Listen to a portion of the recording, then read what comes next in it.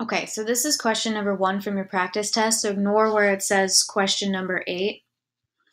Now, our standard that we're covering for this question is your ability to analyze how a text makes connections among and distinctions between individuals, ideas, or events. So our question here is, how does the author of passage 1 show that biofuels help with waste management? So another important detail to point out here is it says passage 1. So if you remember, there were 2 passages. Okay, our focus is this passage. Okay, so our question or our answer options are: she names some of the things biofuels can be made from. She describes the impact of companies that make biofuels. She describes how machines produce biofuels in efficient ways. She explains how biofuels reduce toxic chemicals in the environment.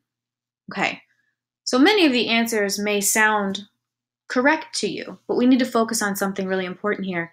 So she asks show that biofuels help with waste management. That is our key here.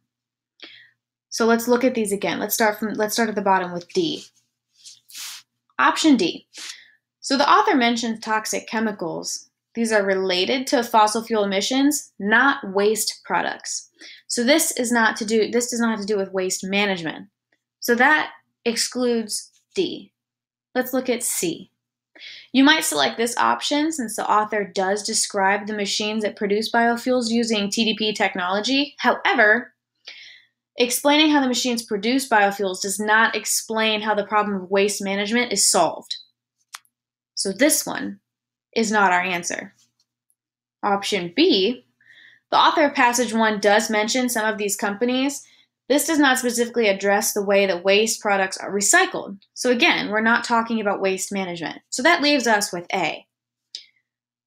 Listing some of the specific things that biofuels are made of shows how biofuel production can help with waste management.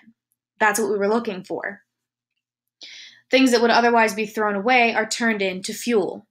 So this shows how biofuels help with waste management, making A our correct answer.